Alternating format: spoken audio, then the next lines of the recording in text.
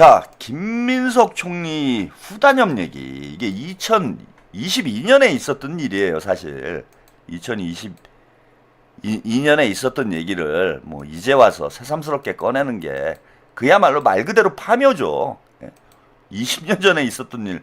그러니까 20년 전에 지금 20살이 된 유권자들이 태어나기 전에 있었던 일이에요. 그러니까 아까 뭐 덕후 우리 친구들은 이게 무슨 일인지도 모를 만한 그런 사건입니다. 그런 사건을 또 이 털레반들이 정청래 당대표를 만들기 위해서 김민석을 공격하는 그런 수단으로 지금 악용을 하고 있어요. 그래서 뭐 딴지 게시판이나 이런 데 가보면은 이 후단협 얘기가 많이 나오고 있습니다. 근데 이제 어쨌건 이게 프레임이 상당히 그 내용이 복잡하기 때문에 김민석은 노무현을 배신한 사람이다. 이게 대단히 선정적이고 또 친문 성향의 민주당 지지자들 또 스프링조이님 코다리 여러분 채평을 삼촌 코다리로 해주세요. 아직 할배는 아니지. 근데 이제 뭐 덕후 친구들이 볼 때는 할배라고 볼 수도 있기 때문에 뭐 저는 기분 나쁘게 생각 안 합니다. 예, 그래서 이게 상당히 그 선정적인 것이 그냥 간단하게 얘기를 하면은 김민석 총리가 노무현을 배신하고 정몽준을 밀었다. 예? 이렇게 설명이 돼 버려요. 그러면은 배신자 프레임에 딱 김민석 총리가 걸려버리는 거야. 게다가 이제 우리 민주당 지지자들이 노무현 대통령에 대해서는 부채의식을 가지고 있잖아요. 이런 감정을 친문들이 털레반들이 지금 교묘하게 악용을 하고 있다. 그래서 우리가 이걸 정확히 우리 당원들에게 저는 설명을 해야 된다. 그리고 뒤에 이제 영상을 보고 말씀을 드리겠지만은 이거는 김민석 총리가 잘못했다라고 할 수 있는 얘기가 아니에요. 그리고 노무현 대통령께서도 자서전에서 이때 김민석의 정치적 판단이 옳았을 수도 있다라고 언급을 하세요. 그러면서 김민석이 너무 그 대가가 컸다. 노무현 대통령의 자서전에 그런 언급이 나옵니다. 그래서 친문들이 이 문제를 가지고 사실은 김민석 총리를 비난하는 거는 결국은 노무현 대통령의 뜻을 거스르는 거예요, 이거는. 자, 보세요. 이거 한번 제가 보여드리기도 했는데. 그러니까 철새 정치인이다 이거죠. 노무현을 배신하고 정몽준한테 붙었던 철새 정치인이다. 그래서 이런 이미지를 만들어서 지금 김민석 총리를 공격을 하고 있습니다. 김민세다 이런 거죠. 근데 과연 당시에 김민석의 선택이 자신의 철새라는 건 그런 거잖아요. 자신의 정치적 이익을 위해서 동지를 저버리고 다른 쪽으로 붙은 이런 정치인들을 흔히 철새라고 하는데 2002년 대선 때 김민석의 선택이 과연 그런 철새가 먹이를 찾기 위해서 둥지를 벗어난 그런 행위인가? 우리가 이걸 좀 똑바로 알 필요가 있다라고 봅니다. 자, 이 영상은 아마 모르시는 분들이 많으실 텐데 당시 김민석이 왜 정동영에게 갔는지 그 상황에 대해서 동교동계 정치인의 증언 영상이 있어요. 이게 많이 안 알려져 있는데 저도 최근에 이 영상을 처음 보게 됐습니다. 그래서 방송에서 한번 제가 소개해 드린 적도 있는데 처음 보시는 분들이 아마 많을 거예요. 그 당시 동교동계 정치인의 일단 이 증언을 한번 보시고 여러분들이 한번 평가를 해보세요. 김민석이 과연 동지들을 배신한 것인가? 김민석이 과연 노무현을 배신한 것인가? 자, 그 증언 영상 함께 보시겠습니다. 7개월밖에 안 된 대통령한테 다음 정권 재창출을 갖다 이야기한다는 게 집권 세력 친정집에서 당대표 입에서 그 이야기 나오는.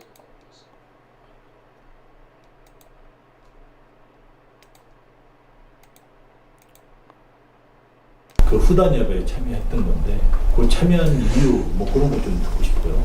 그래서 이제 그 당시에 여론조사를 해보면요, 그 이해창 한나라당 후보라고 할까 총재님이 한 43%, 45% 나오고. 그리고 이제 우리 그 새천년 민주당 노무현 후보는 19%, 20대도 못 미치고 또 정몽준 후보가 한 29%, 30% 정도 됐었거든요. 그러면 어떻게 보면 있잖아요. 그 상태에서 선거를 치러 보면은 그냥 저기 정권은 있잖아요. 한나라당한테 넘어가는 게요. 그런데 넘어가는데 무엇보다도 이제 중요한 것은 정몽준이가 됐던 노무현이가 됐던 둘 중에 한 사람만 나오면은 그래도 국민들한테 심판을 받아볼 만하다고 저는 그렇게 생각했던 거고. 세이스 안 나오고. 예, 셋이 안 나고 둘이 싸우면 1대1로 싸우면은 그래도 한번 해볼 만하다 그렇게 생각한 거지. 그렇게 하고 또 지들 입장에서는 뭐냐면은 그 김대중 대통령님하고 옛날에 김영삼 대통령님하고 서로 있잖아 싸운 거 대통령 같이 출마한 게 그게 있잖아 한이 됐잖아요. 그래서 있잖아 국민들한테 실망을 줘서는 안 되겠다고 하는 것이 기본적인 입장이고 그러고 이제 그 당시에 이제 후단협을 하면서 제가 선도적인 역할을 했던 것이 이제 역사적으로 지냈고 모든 사람들 있잖아요. 저기 지금 안 계신 분들도 많기 때문에 제가 이제 말씀을 드리는데 하루는 정대철 대표께서 좀 식사를 같이 하자고 그래요. 코리나나 호텔에서. 그 거기를 가봤더니 저기 한감사원장, 김상현 의장, 장윤병 박사, 그리고 저 정대철, 이용 저기 노무현 캠프에 조직위원장 했던 이용 그렇게 계셔. 그래서 식사를 하시면서 정 대표께서 저 어려움을 얘기하시는 게야. 지금 정몽준하고 노무현 둘을 만났는데 노무현 후보는 단일화를 하려고 하는데 정몽준이 안 하려고 한다 그거야. 안 하려고 하는데 어떻게 있잖아 당내에서 노무현 후보를 상처를 안 내게 저격수를 누가 했으면 좋겠다고 그래. 그래서 뭐 거기서 누가 했으면 좋겠다고 해서 있잖아요. 저토록 하라는 줄 몰랐어. 그래서 이제 집에 가갖고서는 있잖아요. 그걸 생각을 해봤어. 왜 나를 있잖아요. 그 자리에다가 불러놓고서는 그렇게 나 저토록 저격수 좀 해달라고 하는 것이 아닌가. 정 대표가. 그래서 이제 가만히 생각하니까 나는 그 당시에 있잖아요. 이해창 저격수였단 말이야. 저는 이래 죽으나 저래 죽으나 죽는 건 마찬가지야. 저쪽 있잖아요. 정권 잡으면 저 있잖아요. 그냥 간다고 하는 것도 잘 알아. 그럼 한번 할 생각이 있었어. 그래서 이제 정 대표 만나고 김상현 의장 만나서 제가 저격수 하겠습니다. 그 대신 있잖아요. 이것은 언론적으로만 하지 실질적으로다가 행동은 아무도 안 합니다. 그래서 빈봉투 돌아다니면서 있잖아요. 탈당원서 받는다고 하는 의원들 있잖아요. 그냥 저기 한 게야. 그냥 계속 노무현 후보 사퇴하라고 저기 하고. 그래서 정몽준 그렇게 그 과정에서 김민석이라든가 신낙균이라든가 이분들 있잖아요. 저쪽까지 갔잖아. 정몽준 캠프까지 갔잖아. 그건 가고 싶어서 간 게 아니에요. 노무현이가 약해 보이게 만들기 위해서 이쪽에서 작전으로 간 거지. 그래서 거기서 최고의 피해자가 김민석이지. 그건 지다 있잖아요. 어떻게 보면 국민들한테. 아니 근데 거기 갔을 때는 그래도 저기 정몽준 후보를 지지했던 거 아닌가요? 이쪽을 뭐냐면은 노무현 후보는 단일화를 하려고 하고 이쪽은 안 하니까 정몽준 그냥 아니지 힘을 실어줘야 정몽준이가 단일화에 임하게미 임하기 위해서 정몽준이를 좋아서 그런 게 아니라 정몽준 후보로 하여금 단일화를 할 수 있는 기반을 만들어주기 위해서. 근데 그러다가 정몽준 후보가 되면 돼도 뭐 좋다마다. 돼도 좋고 저기 한나라당한테 가는 것보다는.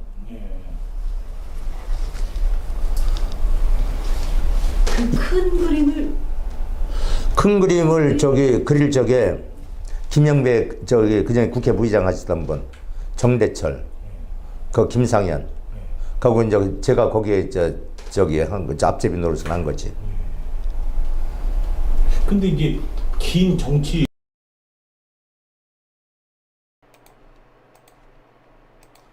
자, 그 송석찬 전 의원이라고요. 예, 당시 이제 동교동계 정치인이었어요. 예, 이분이 이제 앞잡이 노릇을 한 이런 증언. 예, 이건 뭐 사실 역사적으로 잘 알려지지 않은, 지금까지 안 알려진 이유가 있어요. 당시에 이제 그 상황을 주도했던 분들, 뭐 정대철 대표를 비롯해서 주도했던 분들이 이거는 무덤까지 가지고 가라. 그렇게 요청을 했다고 그래. 뒤에 이제 다시 한번 영상을 제가 보여드릴 텐데 송석천 전 의원이 그런 증언을 합니다. 이게 무슨 상황이냐 하면요. 노무현 대통령이 이른바 노풍이 불어가지고 민주당 대선 후보가 됩니다. 대선 후보가 돼서 승승장구를 해요. 지지율 1위까지 치고 올라갔습니다. 근데 당시 2002년 월드컵이 있었잖아요. 5월, 6월이었나요? 월드컵이 있어가지고 당시 대한축구협회 회장이었던 정몽준의 인기가 치솟습니다. 월드컵이 성공적으로 개최됐고 우리가 이제 4강까지 올라갔기 때문에 축구협회를 이끌었던 정몽준의 인기가 천정부지로 솟아올랐어요. 그래서 정몽준이 대선에 출마를 합니다. 여기다가 또 문제가 생긴 일이 있었는데 5월이었던 걸로 제가 기억이 나는데 5월이었나 6월이었나 아마 그 무렵이에요. 정몽준이 이제 대선에 출마하겠다 이런 얘기가 나오니까 노무현 대통령께서 당시에 좀 마음이 급했어요. 마음이 급해가지고 누구를 만났냐 하면은 김영삼을 만났어요. 근데 뭐 지금이야 뭐 김영삼에 대해서 뭐 좋게 생각하시는 분들도 있겠지만은 김영삼은 자 이게 87년 대선으로 거슬러 올라가는데 87년 대선에 우리가 노태우한테 졌잖아요.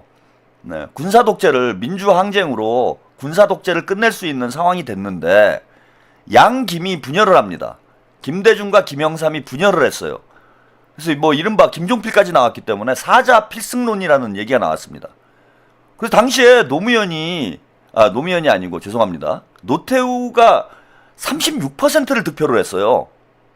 그런데 김대중과 김영삼이 김종필은 그렇다 치고 김대중과 김영삼이 표를 나눠 가지면서 그때도 후보 단일화를 해야 된다라는 시민사회의 요구가 컸습니다. 민주화를 이끌었던 제야의 목소리가 컸어요. 그래서 범민주 단일 후보를 내야 된다. 뭐 이런 요청이 컸습니다. 그래서 김영삼과 김대중이 단일화를 해라. 근데 두 분 다 욕심을 내 가지고 결국은 완주를 했어요. 그래서 노태우가 불과 36%를 득표를 하고 당선이 된 거예요. 이게 우리 민주화 운동의 가장 큰 아픈 기억 중에 하나입니다. 그리고 나서 그 다음에라도 민주진영이 단결을 해서 정권 교체를 이뤘으면 좋은데 이 김영삼이 노태우하고 야합을 해요. 그게 91년도 3당 야합이 진행이 됩니다.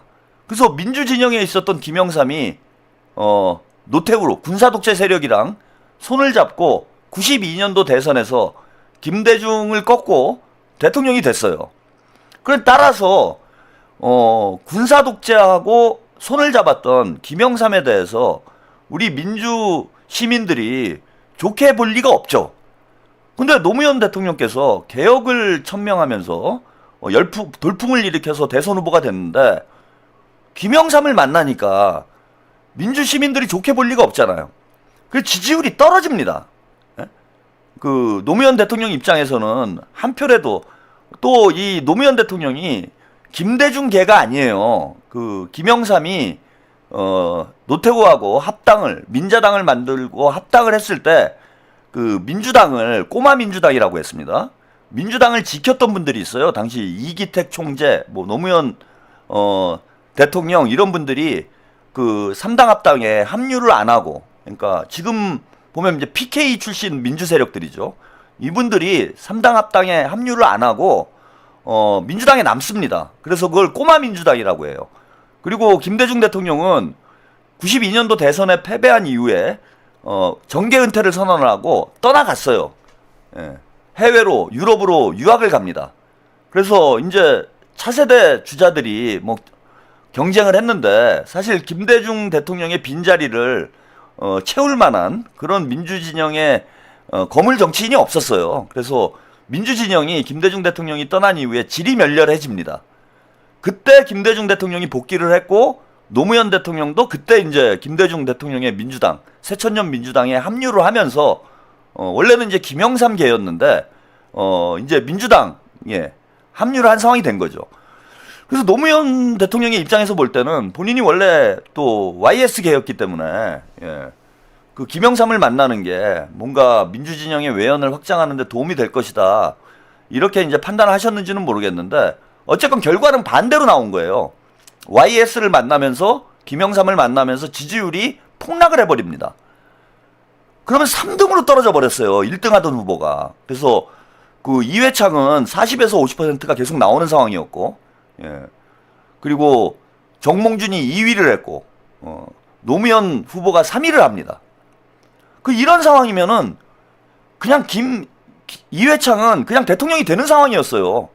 그러니까 이제 민주당 내부에서 무슨 얘기가 나왔냐면은 후보 단일화를 해야 된다. 정몽준이랑. 예? 정몽준이랑 후보 단일화를 하지 않으면은 우리가 이길 수가 없다. 근데 정몽준은 후보 단일화를 안 하려고 하는 겁니다. 뭐 나중에 이제 한나라당으로 갔으니까 뭐 이회창 하고도 뭐 큰 거리감이 없는 사람이었죠. 그래서 정몽준이 완주를 하려는 태도를 계속 유지를 했기 때문에 자, 이 상태로 가면은 정권 재창출이 불가능한 상황이었어요. 그래서 김대중 대통령의 뜻을 따르는 동교동계 정치인들이 나서가지고 후단협을 만든 거예요. 후보 단일화를 해야 된다. 근데 이게 뭘 나쁜 건 아니잖아요. 근데 정몽준이 후보 단일화 안 하려고 하니 왜냐하면 단일화 경선을 하면은 질 것 같다라는 생각이 드는 거예요. 정몽준이 질 것 같다라는 생각이 드니까 후보 단일화를 안 하려고 합니다. 그래서 작전을 짰다는 거예요. 어찌 보면 뭐 지금 보면은 정치 공작이라고 할 수 있는 거죠. 동교동계 쪽에서 작전을 짜가지고 저 송석천 의원이 노무현 대통령이 상처를 입지 않는 선에서 노무현을 공격해라. 그러니까 민주당에서 일부러 노무현을 공격을 한 거예요. 노무현 후보를 뭐 바꿔야 된다라는 둥 막 이런 작전을 쓴 거예요. 그리고 심지어 김민석 총리는 당시에 그야말로 김대중의 황태자였습니다. 김대중의 거의 뭐 복심이라고 할 수 있는 김대중 대통령의 비서실장을 맡았는데 당시에는 대통령이 당 총재를 겸임을 했어요. 근데 대통령 직무를 수행하면서 당무를 볼 수가 없으니 비서실장이 사실상의 당대표 역할을 했습니다. 그래서 당시에는 뭐 김민석 총리가 뭐 엄청난 인기를 누리고 있었던 시절이죠.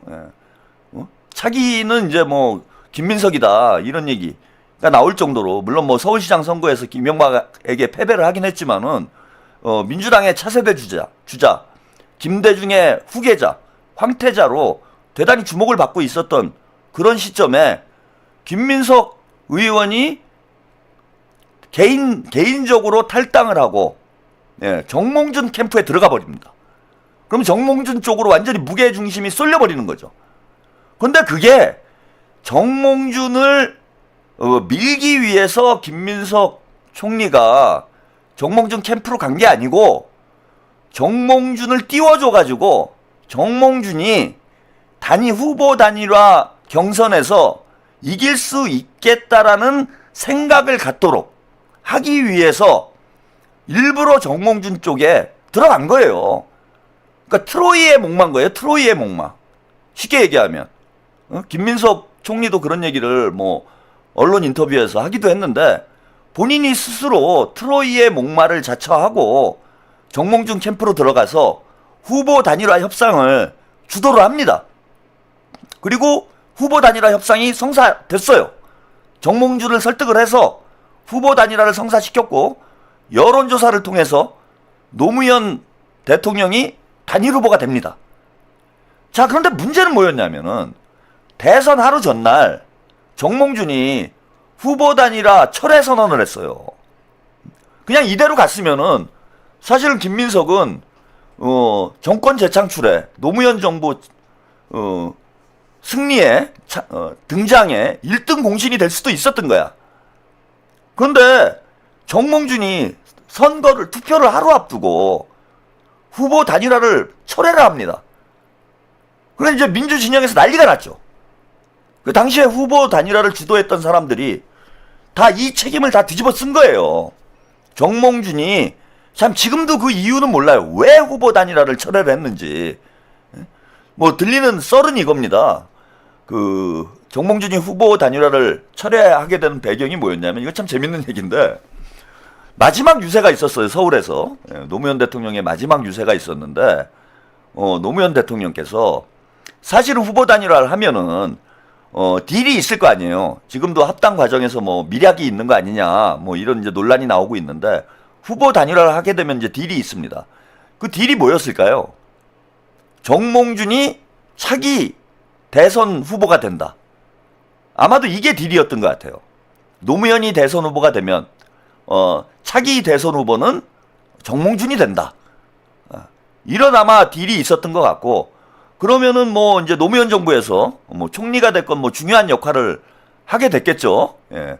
그런 이제 우리가 알지 못하는 그런 이제 뭐 밀약이라고 할 수 있는 그런 내용이 있었던 것 같은데, 자, 노무현 대통령께서 마지막 유세를 하는데 그 정동영 의원을 무대 위로 올려요.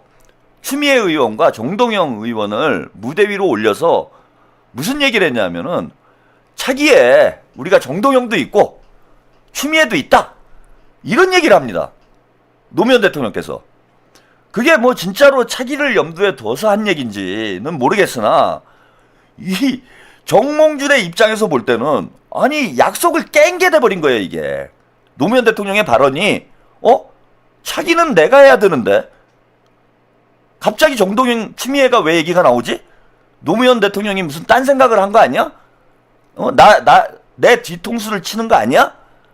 이런 의심을 갖게 돼버린 거예요 정몽준이. 그래서 대단히 그날 그 마지막 유세 이후에 저녁 식사를 하는데 대단히 불쾌했다고 그래요. 그러고 나서 뜬금없이 밤에 후보 단일화를 철회한다라고 발표를 합니다. 그래서 노무현 대통령이 이제 발등에 불이 떨어진 거죠. 난리가 났어요. 그래서 정몽준 집 앞까지 쫓아가가지고 설득을 하려고 그러는데 정몽준이 문전박대를 해버립니다. 그러면서 결국은 후보 단일화는 실패로 끝났어요. 그런데 이게 거기에 반전이 또 있었어요. 다 선거 졌다고 생각했습니다. 저도 당시에 졌다고 생각했고 뭐 김민석 총리도 그렇게 생각을 했다고 그래요. 그런데 밤이 되니까 저도 이제 정권 또 뺏기는구나. 이회창이 대통령 되면 어디로 도망갈까.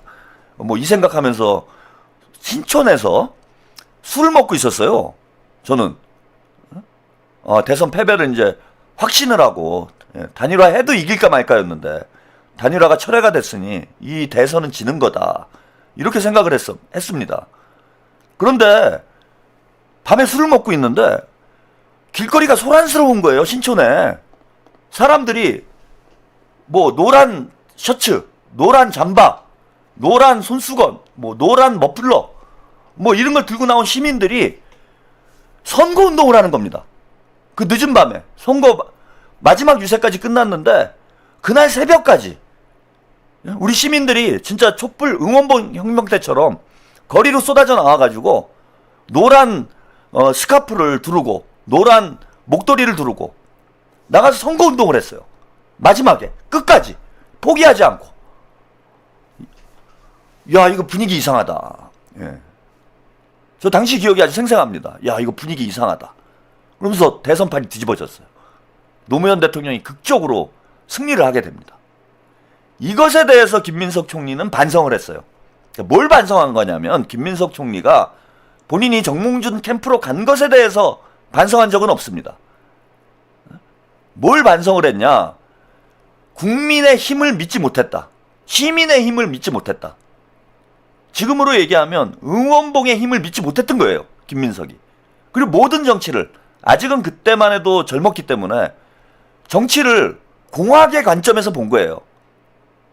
후보 단일화를 성공하면 승리할 거고 후보 단일화가 깨지면 질 거다라고 생각을 한 겁니다. 내가 정치를 보는 안목이 부족했구나. 국민을 믿지 못했구나. 뭐 이 얘기는 여러 차례 했습니다. 여러 언론에 나와가지고. 내가 국민을 믿지 못했다라는 걸 크게 반성을 했다라고 합니다. 저는 김민석 총리가 반성을 그 문제에 대해서 후단협 문제에 대해서 반성을 해야 되는 지점이 있다라면 그 지점 외에는 없다고 봐요. 어찌 보면은 김민석이 정권 재창출의 1등 공신이었습니다. 그런데 그 모든 대선에 승리를 했음에도 불구하고 본인 스스로 본인의 정치적 생명을 걸고 트로이의 목마가 돼서 민주진보 진영의 승리를 위해서 헌신을 했는데 오히려 역적 배신자가 돼가지고 무려 뭐 지금까지도 지금 25년이 지났어요. 25년이 지난 지금까지도 김민석을 배신자라 낙인 찍고 김민세라 비난을 하면서 좌표 찍어서 공격하는 게 이게 정상적인 생각을 가지고 있는 사람입니까? 고마워해야 돼요. 김민석의 저는 정치적 오점이라고 생각 안 합니다. 후단협, 그리고 김민석 총리는 후단협에 참여한 게 아니에요. 정몽준 캠프에 참여한 겁니다. 김민석 총리의 정치 인생에서 저는 가장 빛나는 순간이었다라고 생각을 해요. 당시에 후보 단일화를 해야 된다는 걸 반대한 사람이 누가 있습니까? 그럼에도 불구하고 지금까지도 자기 변명 안 하잖아요. 그래서 우리 시민들이 잘 모르잖아. 변명을 안 하잖아요. 제가 그래서 김민석 총리를 다시 보게 됐습니다. 20년이 지난 지금까지도 본인이 어찌 보면 억울한 상황인데, 누명을 쓴 상황인데, 배신자로 낙인이 찍혔는데 그걸 변명하지 않아요. 해명하지 않습니다. 그 언론 인터뷰를 하면 본인이 부족했다, 반성했다. 그런데 그걸 지금 다시 끌어내가지고 파묘를 한다고? 자, 요 인터뷰를 뒤에 부분이 조금 남아있는데, 조금 더 보시고, 뒤에 또 중요한 얘기가 있어요. 보시고 가겠습니다. 이렇게 역정을 돌아오다 보면 거기서 약간 패착이었을 수도 있어요. 제가 거기서 있잖아요. 놀란 게 이제 단일화가 됐으면은 좋아할 거 아니에요. 그래서 이제 저는 저기 구청장을 해봤잖아.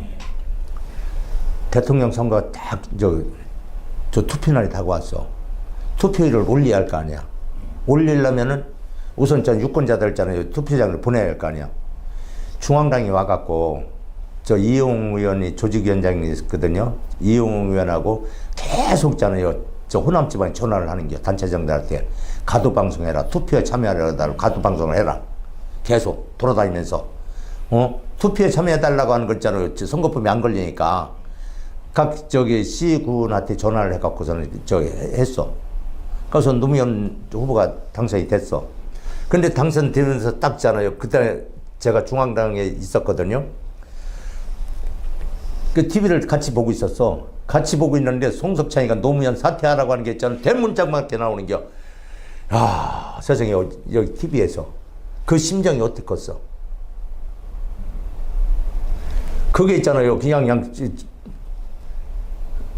그때만 해도 있잖아요. 혀가 잘 돌아갈 때거든. 그냥 거침없이 있잖아. 사퇴하라고 하는 게 있잖아요. 그냥 저기 하는데 그게 당선에 되면서 있잖아요.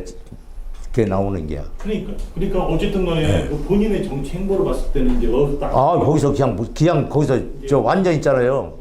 무너지기 시작하지. 노사매하던 분들이 봤을 때는 완전히 죽일 사람이지. 그냥 거기서부터 끝난 게요. 그러니까 거기서 이제 정치 인생이 이상하게. 우리가 이 큰 그림 그리는 건 모르지. 거기서는 저는 있잖아요. 그 후에 노무현 대통령이 저기 과학의 달 대덕 연구단지를 오셔서 제가 연구단지 지역이잖아요. 그래서 대통령께서 눈길을 안 줘. 옛날에는 가깝게 했던 분이. 근데 이용이라는 분이 얘기를 해주셔야 되는 거 아니에요? 해줘야 하는 데 있잖아요. 그 이상하게 안 해주대. 그래서 연구단지를 오셨길래 눈길을 안 줘. 보기 싫어갖고. 그래서 제가 김상현 의장님을 찾아갔어요. 의장님, 어저께 있잖아. 노무현 대통령께서 오셨는데 눈길도 안 주더라고. 나 저 얘기하겠다고, 지난번에 있었던 거 얘기하겠다고 그랬더니 저 있잖아요. 손목을 탁 잡으면서 무덤까지 가세요. 국민들이 알으면 어떻게 생각하시겠나? 무덤까지 가세요. 얘기하지 마세요. 그건 우리끼리 한 건데 정치하다 보면 있잖아. 얼마든지 협의할 수 있는 거고 상의할 수 있는 거고 승리를 위해서 우리는 무슨 국민들한테 피해 준 거 없지 않느냐고. 그래서 저기 하더라고. 말리더라고요. 그래서 이제 거기서 최고의 피해자가 김영배, 국회부의장 하시던 김영배, 김민석이, 송석찬이, 이분들은 진짜 피해 많이 봤지. 단일화 과정에 있어서.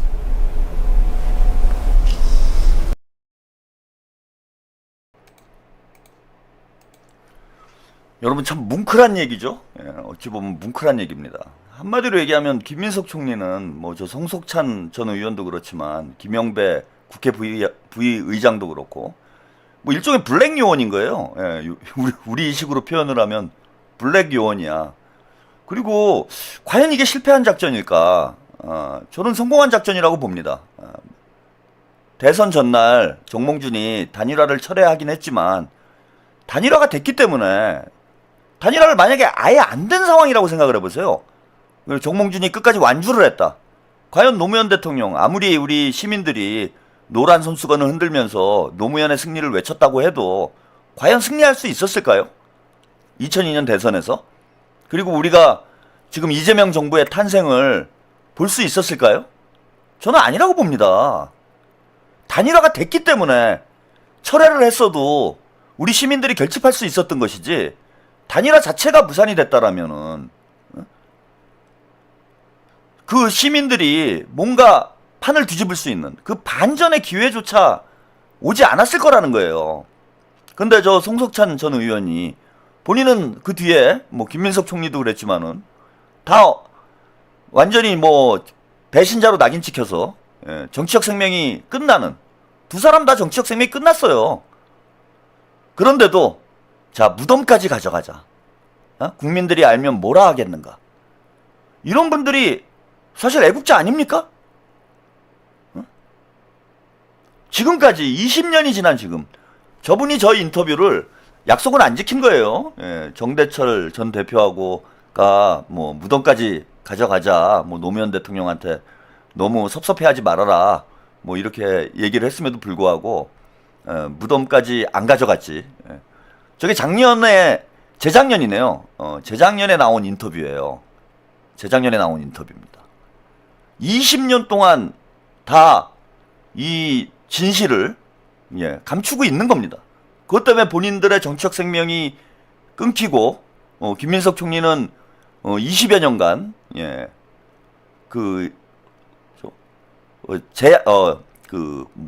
갑자기 단어가 생각이 안 나네. 저도 좀 뭔가 목이 메이네요 지금 상황이. 푸른이르님, 역시 꽝님 파묘 당하시는 걸 다시 살려주네요. 김민석 총리는 진짜 정치에서 쫓겨나가지고 그 순환의 시련의 세월을 겪었잖아. 그런데도 지금까지도 그 구체적인 내막에 대해서 유일한 증언입니다. 저게 아무도 얘기를 안 했어요.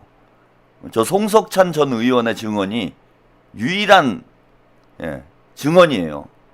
김민석 총리는 아직 세밀한 얘기를 한 번도 언급한 적은 없습니다.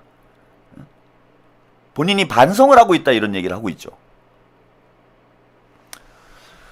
자, 여러분, 우리가 겉으로 보이는 거하고 내면의 진실은 거리가 있을 때가 있습니다. 여러분이 좀 널리 알려주세요. 주변 분들한테. 우리 민주진영의 미담 아닙니까? 그리고 앞으로 이런 살신성인을 하는 나라와 국민을 위해서 희생하는 정치인이 많아질수록 저는 대한민국이 발전할 거라고 봅니다. 자, 저런 마음을 가지고 있는, 헌신하는 마음을 가지고 있는 사람이 총리가 됐으니까 지금 나라가 잘 굴러가고 있는 거죠. 자기 욕심에, 권력론의 욕에 눈이 멀어가지고 자기 정치하는 사람들, 이런 사람들이 민주당에서 판을 치니까 민주당이 국민들의 외면을 받는 거 아닙니까? 저는 김민석 총리 이미 검증된 인물이라고 봐요. 이 사건 하나만 놓고 봐도 알 수 있는 거죠. 유시민 작가는 이걸 몰랐을까요? 김어준은 이걸 몰랐을까요? 알고 있어요, 여러분. 전 결코 모르지 않습니다. 그리고 과거에 그게 몇 년도인지 제가 기억이 안 나는데 그 김어준이 그 파파이스인가요? 뭐 그런 하여튼 유튜브 방송을 한 적이 있죠. 뉴욕 타임스인가 뭐 거기에 김민석 총리가 정계 복귀할 때 출연한 적이 있어요. 그 얘기를 했습니다. 물론 방송에서 한 얘기뿐만 아니라 뭐 내밀한 얘기들도 저는 뭐 이야기를 하지 않았을까 그렇게 생각이 드는데 다 알고 있어요. 다 알고 있는데도 이런 선동을 하는 건 대단히 비열하고 야비한 짓이다.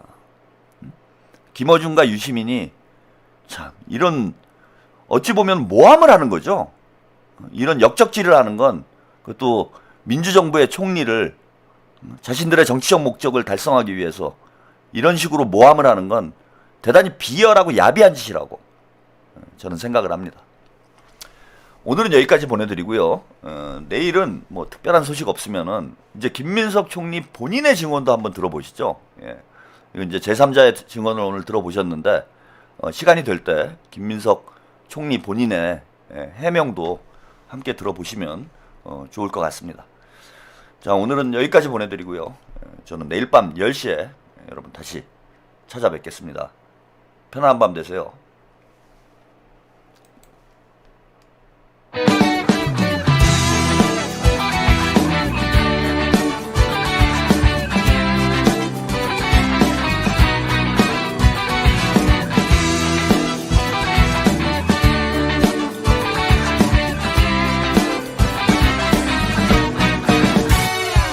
나는 돌멩이 길가의 돌멩이 늘 사람들의 발에 차이고 밟히지 온몸이 찢겨 피투성이가 돼도 구르고 또 구른다 밑바닥을 구른다 하지만 쓰러지지 않나 굴복하지 않는다 밟을수록 자라는 살아있는 돌멩이 마침내 세상을 두드려 깨고 바위가 될 거야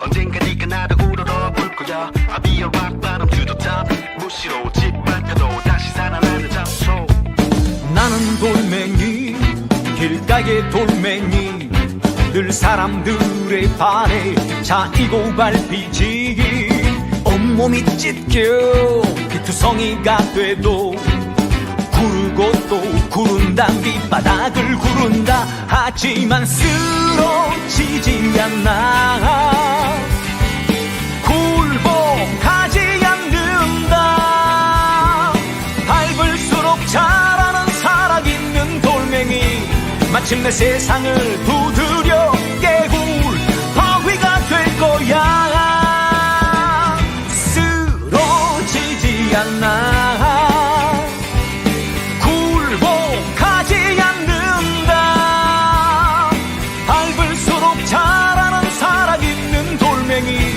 마침내 세상을 두드려